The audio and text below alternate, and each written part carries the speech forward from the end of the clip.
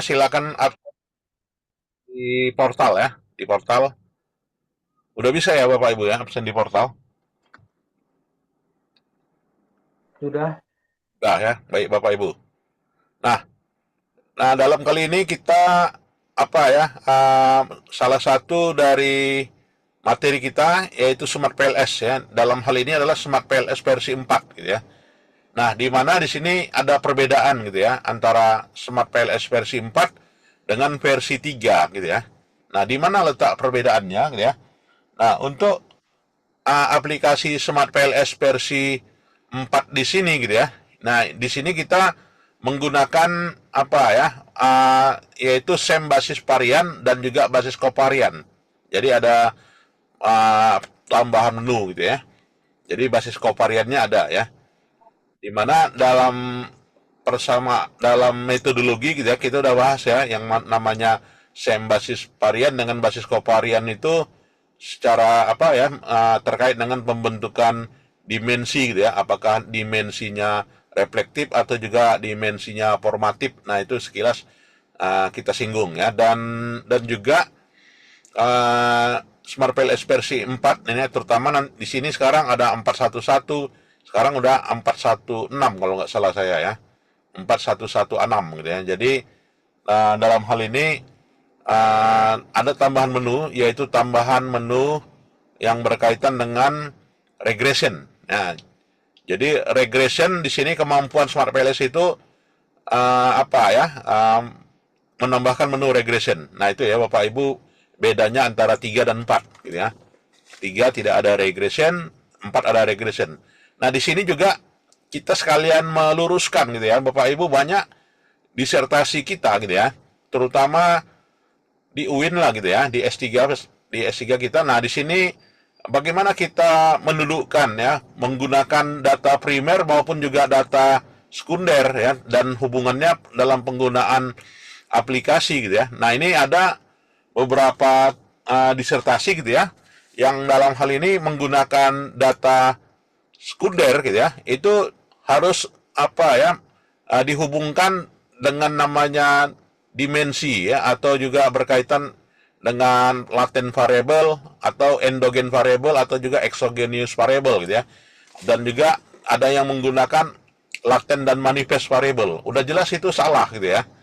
Udah itu dalam hal itu ya, jika kita menggunakan data sekunder gitu ya, maka sudah pasti tidak ada indikator gitu kan. Yang ada adalah variable, dan variable itulah yang menjadi indikator, yang menjadi uh, apa gitu ya, ukuran yang bisa diukur gitu ya. Jadi tidak ada dimensi, sudah jelas gitu ya. Dan ini nanti hubungannya ke aplikasi yang kita gunakan Bapak Ibu ya. Jadi aplikasinya apa gitu ya. Jadi nanti harus ada pengujian yang namanya outer model dan juga inner model. Nah, itu salah gitu ya.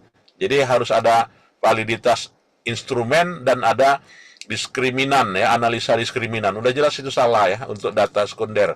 Jadi kalau untuk data sekunder ya tentu saja pendekatannya bukan pendekatan uh, CBSM atau basis varian base atau juga covariant base gitu ya, tetapi adalah harus kita eksekusi dari menu regression analysis. Nah, ini ya. Jadi di Smart PLS versi 4 itu mengadopsi itu gitu ya.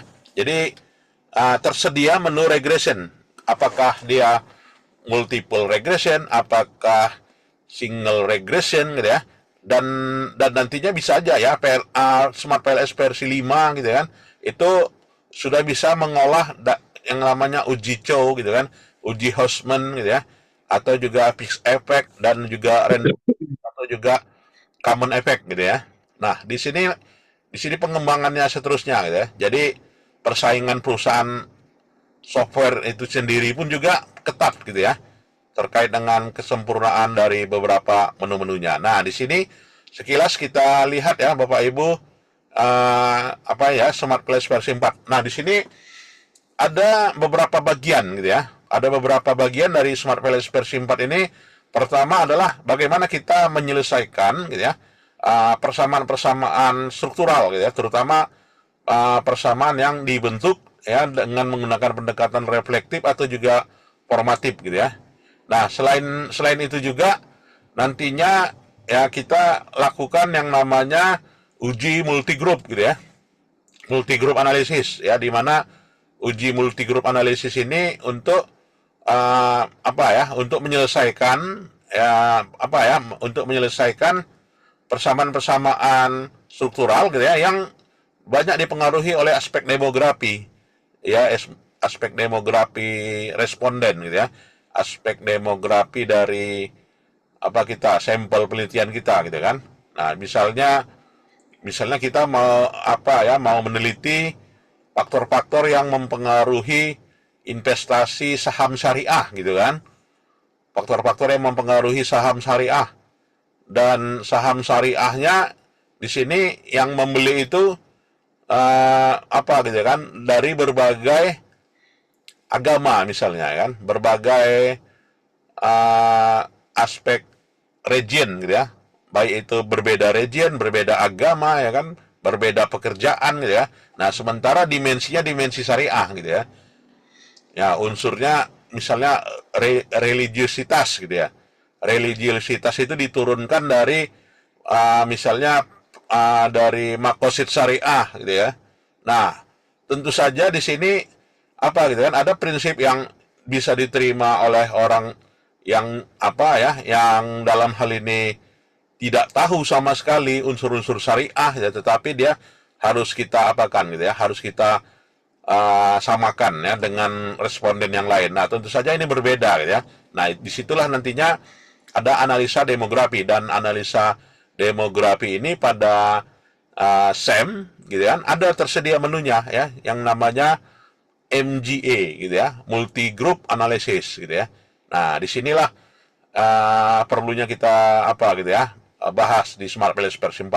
Nah, selain itu juga Bapak Ibu, kita dalam hal ini Smart Palace versi 4 itu bukan hanya melihat uji pengaruh gitu ya, pengaruh antara X dengan Y gitu ya, atau juga pengaruh antara apa ya, pengaruh antara endogen dengan exogenous variable, atau hubungan antara manifest dengan latent variable gitu ya.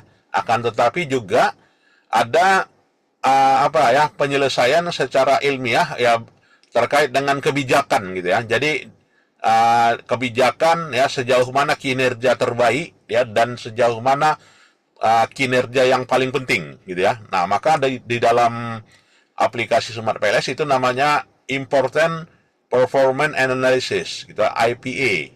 Nah, jadi tiga itu ya Bapak Ibu kita bahas dalam dua atau tiga pertemuan ini gitu ya. Nah, ini baik, itulah ya. Jadi pertama kita untuk menggunakan Smart Palace ini ya, Bapak Ibu mungkin udah banyak tahu juga gitu ya. Kita harus mengenali ya beberapa unsur-unsur variabel gitu ya. Nah, jadi di sini mana yang variabel tergantung ya, mana yang variabel bebas ya, mana yang variabel pemoderasi gitu ya, mana yang merupakan variabel antara, mana yang variabel laten, manifest gitu ya, mana variabel endogen dan eksogen gitu ya. Nah, kalau misalnya variabel moderasi gitu ya, maka moderasinya nanti bagaimana cara menghitung pengaruh moderasi ini gitu kan. Ada metodenya gitu kan. Apakah metode interaksi gitu kan? Apakah metode selisih mutlak gitu kan? Atau metode residual gitu ya. Nah, di sini nantinya dalam disertasi kita akan banyak menggunakan variabel-variabel itu gitu ya, moderasi ya. Nah, bagaimana nanti eksekusinya di dalam SPSS, di dalam Smart PLS? Nanti kita coba ini eksplorasi dan juga jelaskan ya. Kemudian juga ada menggunakan variabel antara. Nah, inilah yang namanya variabel intervening. Nah, variabel intervening itu sendiri gitu ya, itu akan ada perhitungan ya, sejauh mana pengaruh langsung gitu ya. Pengaruh langsung kita minum obat, bagaimana pengaruh langsungnya. Kemudian pengaruh tidak langsungnya apa saja gitu kan. Pengaruh tidak langsungnya apa saja dan bagaimana total pengaruhnya. Nah, di sini nantinya apabila Bapak Ibu gunakan variabel antara, maka itu harus kita hitung ya, yang namanya direct effect, indirect effect, dan juga total effect gitu ya. Dan juga yang namanya variabel laten dan manifest. Nah, ini perlu kita garis bawahi ya, laten dan manifest ini hanya untuk data primer gitu ya, tidak untuk data sekunder.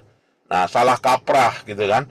Nah, menurut Pak Profesor Jogianto dari UGM menyatakan gitu beberapa salah kaprah dalam riset gitu ya. Nah, jadi laten dan manifest itu hanya untuk ya survei data primer ya, tidak untuk survei data sekunder gitu ya. Nah, tidak untuk riset data polling, tidak untuk riset data apa ya, time series ya, tidak untuk riset apa ya, data panel, tidak gitu ya, laten dan manifest gitu ya. Begitu juga endogen dan eksogen ya. Jadi kalau dia endogen, dia suatu dimensi gitu ya, dipengaruhi oleh dimensi lain gitu ya, maka variabel dimensi yang dipengaruhi gitu disebut dengan variabel endogen ya kan.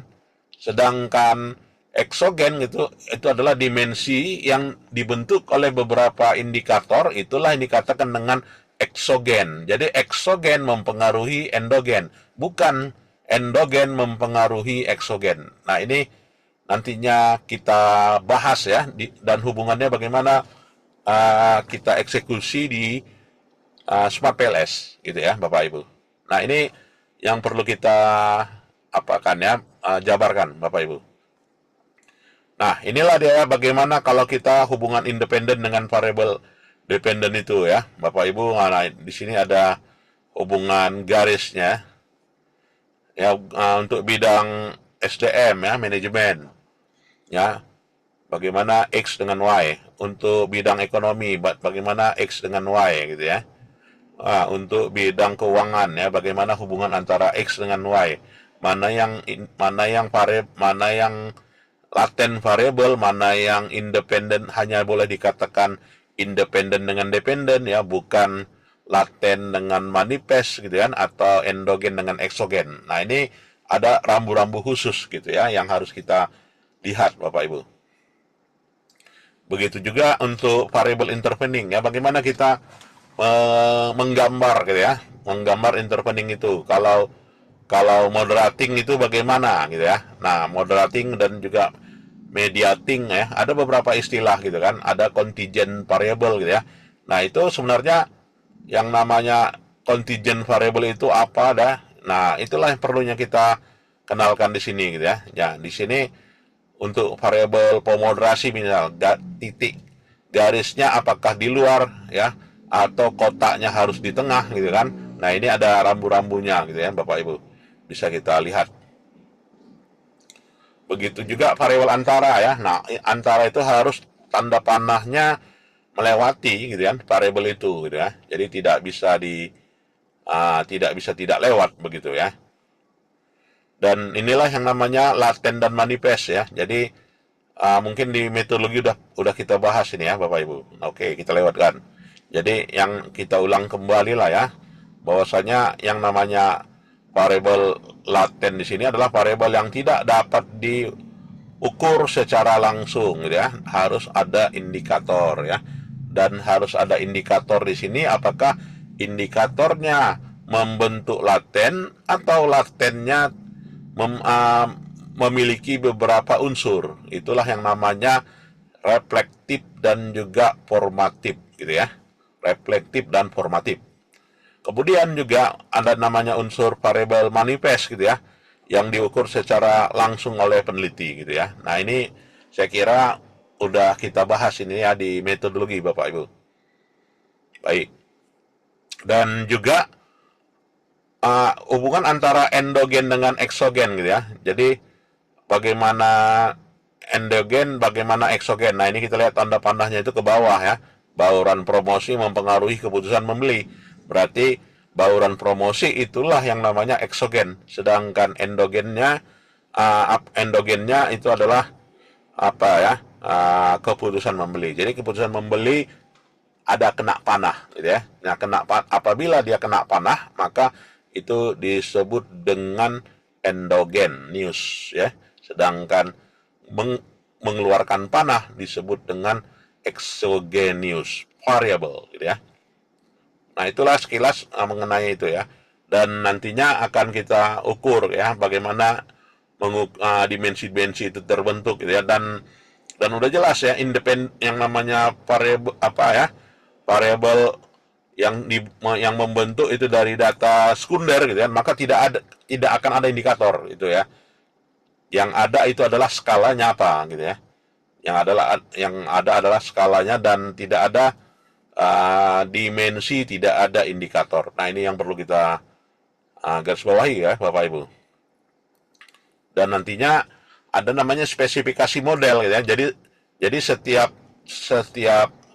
pemodelan gitu ya, kita harus spesifikasikan, mulai dari spesifikasi per indikator gitu ya, atau juga spesifikasi per dimensi. Nah, dimensinya ada berapa indikator. Nah, kalau indikatornya notasi ekonometrikanya bagaimana begitu ya.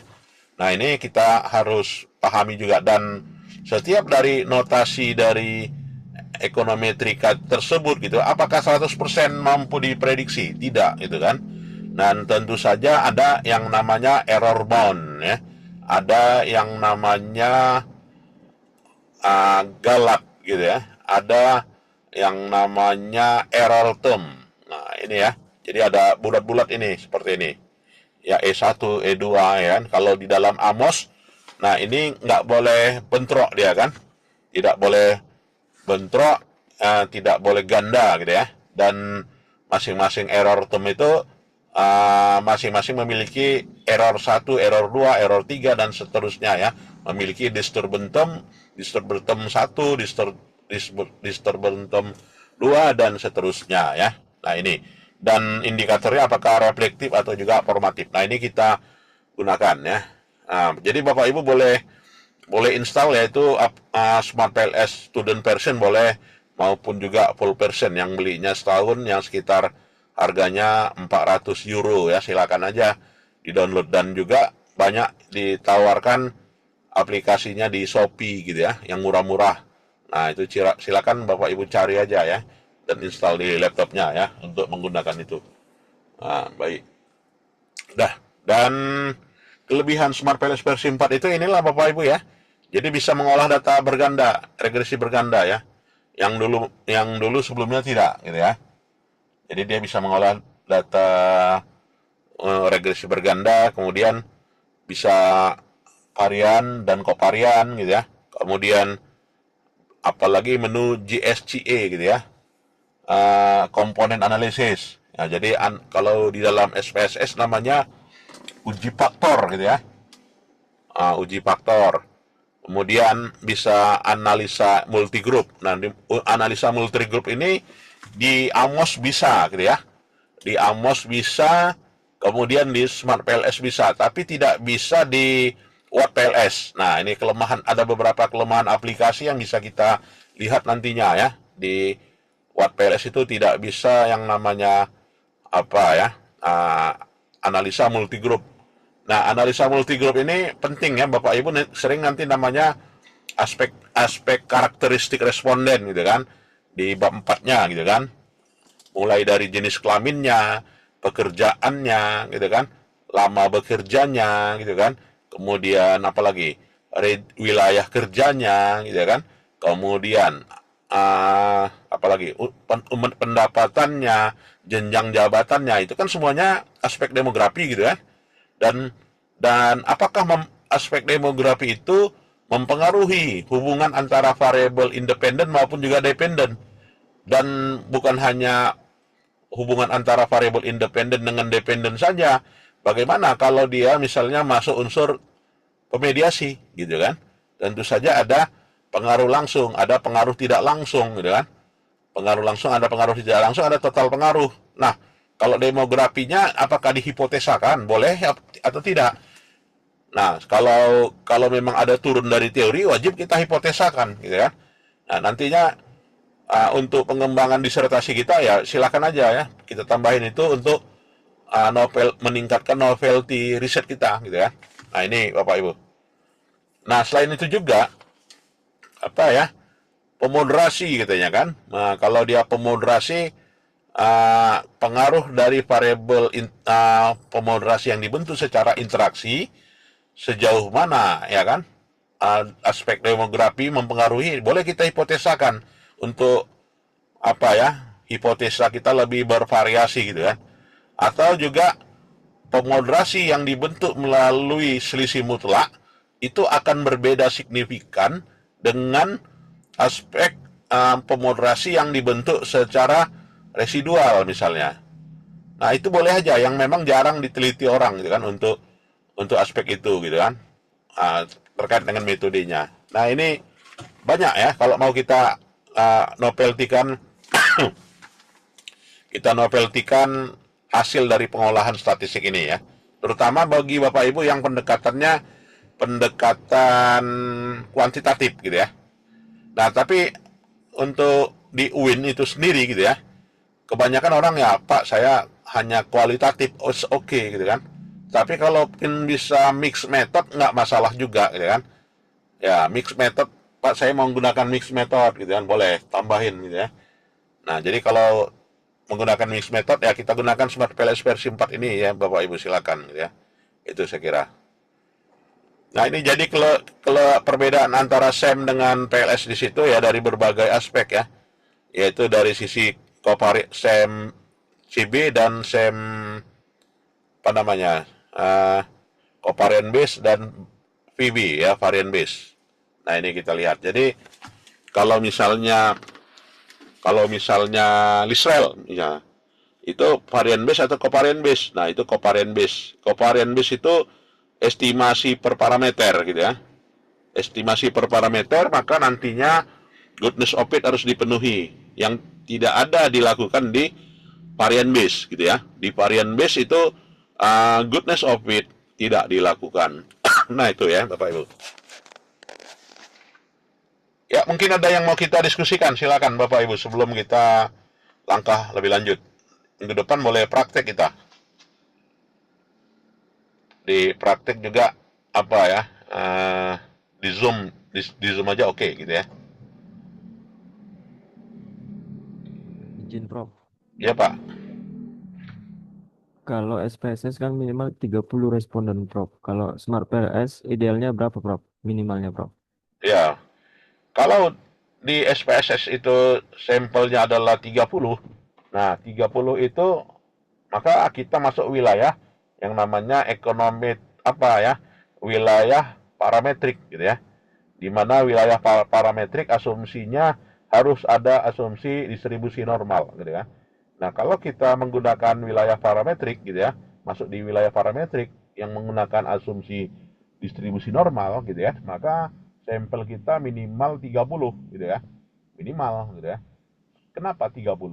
Ya, karena kita harus memenuhi yang namanya degree of freedom, ya kan, derajat kebebasan. Ya, derajat kebebasan gitu ya. Kemudian juga apa ya? Pengukuran dari sisi one tail atau juga two tail gitu ya. Atau juga yang lainnya gitu ya. Nah, tapi kalau kita dalam hal ini estimasinya ya apa ya tidak wajib terdistribusi normal gitu ya, maka kita masuk yang namanya non parametric analysis gitu ya. Ya, jadi analisa non parametrik. Nah, dalam hal ini kita bisa menggunakan apa ya? Uji beda gitu ya. Jadi uji beda gitu ya. Perbedaan sebelum dan sesudah gitu kan, atau juga terdapat perbedaan yang signifikan sebelum A atau juga sebelum B, di mana asumsi dari respondennya itu tidak terdistribusi normal. 5 orang pun boleh, 1 orang juga boleh, 10 orang boleh gitu kan, apalagi 100 orang gitu kan. Nah, boleh gitu ya. Bukan hanya orang gitu kan, tetapi juga apa ya, observasi pengamatan. Ya kan, sebelum COVID, sesudah COVID katanya, ya kan. Sebelum COVID dengan sesudah COVID, maka kita periodenya 4 tahun aja Pak, katanya. It's okay gitu kan, nggak perlu asumsi distribusi normal gitu ya. Maka kita itu akan menggunakan yang namanya aspek parametrik. Nah, aspek non parametrik ya. Non parametrik itu ada uji beda, one way one way Innova ya dan sebagainya, Wilcoxon test ya kan, rank Spearman gitu ya dan sebagainya gitu ya. Nah, itu di SPSS dan nggak ada memang di Smart PLS ya Bapak Ibu. yang namanya aspek non parametrik. Jadi aspek non parametrik, kemudian chi-square gitu ya, atribut konsumen gitu ya, itu jagonya SPSS gitu ya. Kalau di Smart PLS kalah gitu ya.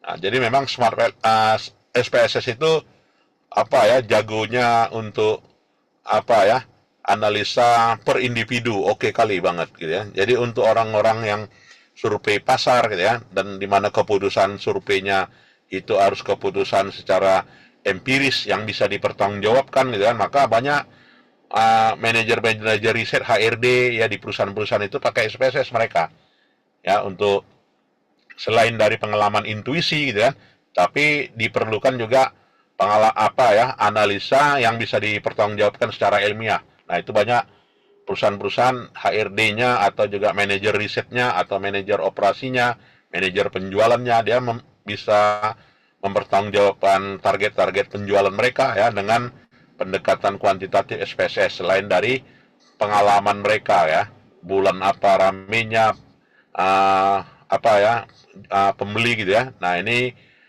mereka gunakan pendekatan pengalaman atau intuisi juga boleh gitu kan. Tetapi juga bisa juga menggunakan pendekatan ini ya, pendekatan yang bisa dipertanggungjawabkan secara ilmiah. Mereka alat bantunya SPSS. Nah, itu ya, di SPSS jadi parametrik dan juga non parametrik jagonya gitu ya. Sedangkan Smart PLS ini kelebihannya bisa mengobservasi per indikator gitu ya, yang tidak bisa dilakukan di SPSS. SPSS itu hanya mampu mengobservasi per variabel. Ya, itu ya. Per variabel, per responden gitu ya, karakteristik responden ya kan. Itu jagonya SPSS. Smart PLS tidak bisa. Nah, Smart PLS ini untuk persamaan yang struktural ya. SEM ya, Structural Equation Modeling, di mana variabel itu dibentuk ada beberapa dimensi dan pengukurannya per dimensi lagi, bukan per variabel. Nah, per variabel itu SPSS, sedangkan per dimensi itu adalah Smart PLS. Nah, ini kelebihannya Bapak Ibu ya, bedanya ya. Jadi itu ya, tapi dengan apa ya, dengan Smart PLS sekarang karena dia itu adalah varian base gitu ya, maka parameter-parameternya gitu ya, estimasinya bisa diestimasi per parameter dan dianalisa gitu ya. Per parameter itu apa gitu ya, tidak menggunakan asumsi terdistribusi normal, tidak perlu sampai 30 gitu ya. Itulah yang namanya resampling. Ya kan, dari sampelnya 10 jadi 500 di resampling gitu ya, dan secara metodologi dibolehkan ya. Secara ilmiah, kaidah ilmiahnya boleh gitu ya. Nah, ini Bapak Ibu. Jadi itu ya bedanya ya antara Smart PLS ya, di SPSS itu jagonya analisa per variable, sedangkan Smart PLS itu observasinya adalah sampai indikator gitu ya, subindikator. Oke gitu ya. Itu bedanya. Dan SPSS juga ya apa gitu ya, untuk persamaan untuk persamaan apa namanya, untuk persamaan liniernya, nah itu diragukan lah ya gitu ya, menurut saya diragukan gitu ya. Sedangkan ya untuk data-data sekunder gitu ya, jangan gunakan SPSS lah gitu ya, tapi gunakan EPUs atau juga stata gitu kan, karena ada pengaruh acak, pengaruh tetap gitu kan. Kalau gabungannya pengamatannya antar tahun, antar perusahaan, banyak tahun, kemudian jadi model, dan perusahaan mana yang memiliki estimasi yang kuat, nah itu pada EPUs ya saya kira, atau juga pada stata. Nah, tapi perlu kita garis bawahi ya Bapak Ibu ya, aplikasi kita ini itu hanya observasi yang pengamatannya itu hanya 1000 kan, maksimal 1000, 2000 gitu ya. Nah, inilah sekarang ini peluang pekerjaan yang baru gitu ya, yang namanya data analytics gitu ya. Jadi data analytics ini banyak pekerjaan baru yang timbul ya seiring dengan perkembangan AI ya kan, artificial intelligence, dan juga perkembangan apa gitu ya, machine learning atau juga Internet of Things gitu ya. Jadi analisanya udah analisa apa gitu kan, jutaan pengamatan ya. Jadi bukan lagi ribuan, bukan lagi ratusan ya. Kalau kita kan respondennya 30, respondennya 200 gitu kan menggunakan Amos. Nah, bagaimana kalau yang jutaan? Dia mengamati India, Pakistan, ya kan, Cina, Republik Rakyat Cina, ya kan, terhadap pembelian produk misalnya mobil listrik gitu ya. Nah, analisanya udah jutaan pelanggan gitu ya. Nah, kalau udah jutaan pelanggan ya, maka analisa menggunakan pendekatan statistik yang SPSS ataukah Smart PLS gitu ya, udah nggak jalan gitu kan. Jadi RAM-nya aja pun udah apa, udah lemas gitu ya. Jadi memang analisa itu ya analisanya harus menggunakan apa gitu ya, data wire hosting gitu ya, dan menggunakan aplikasi yang lain lagi gitu ya. Nah itu saya kira Bapak Ibu. Itu ya saya kira bedanya SPSS dengan Smart PLS gitu ya. Baik, ada lagi yang mau kita diskusikan? Saya pun tidak bisa lama ya, Bapak Ibu. Silakan kita diskusi bebas dulu dan materinya nanti saya share ini.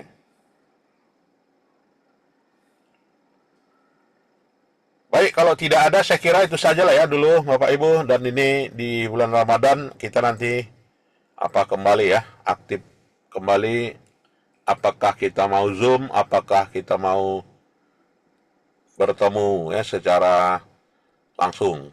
Itu nanti kita diskusikan Bapak Ibu. Baik, baik, Prof. Ya. Izin bertanya, Prof. Ya, Pak. Untuk absensi di portal SIA itu yang absensi dosen atau mahasiswa, Prof? Mahasiswa, Pak.